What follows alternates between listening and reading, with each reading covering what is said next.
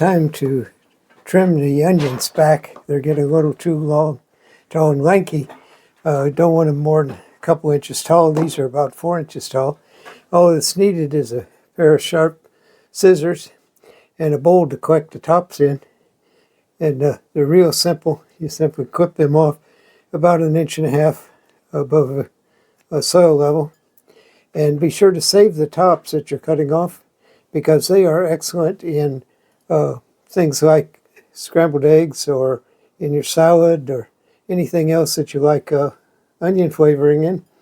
It's a mild flavor, but it is good. These are bunching onions, also called spring onions in a lot of places. But the plants tend to get rather lanky when they're growing, because they're not out in the garden soil where they would develop more natural growth. But it's important to cut them back so that they spend their energy developing roots rather than all the tops that's on them. So all you do is go through this tray of these bunching onions, and as you come to each one of them, you clip them off, as I said, about 1.5 inches above the soil level. Take the tops that you've cut off, put them in a dish, and save them in the refrigerator to put into your dishes like scrambled eggs or salads, whatever it is that you like the onion tops in. This is a rather fast and easy process to do, but it really benefits the onions because, like I say, they then put their energy in to develop strong roots rather than developing more tops. These are growing in a 72 cell tray. The roots of them have already gone through the bottom of the cells into the water tray below, which is fine. They're easy to get out of the cells and transplant when the time comes to put them outside. Today is the 6th of March, and another couple weeks our weather will clear up to where we can get these out into the raised bed gardens. But right now it's still a little turbulent outside, a little cold, and we're still having nights down into the 20s right now.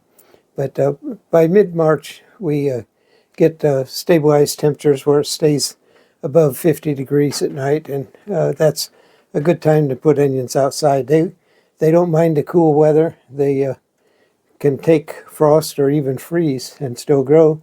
I have in the past planted them in the garden in the fall of the year, let them sprout, and then cover them with some straw and let them grow over the winter. And next spring you uncover them and you have bunching onions ready to pull. But you can see how fast this is. I'm almost done with this tray of 72 cells already. And these will be a lot healthier plants after they're trimmed than they have been, simply because now they'll develop strong roots and develop stronger tops as a result of that.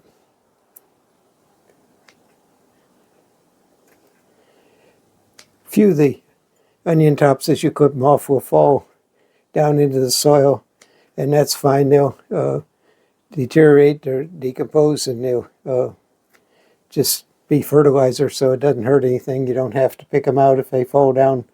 Just let them lay there, and nature will take care of them. But it's a small percentage of them generally that fall because I didn't get a grip on them before I clipped them.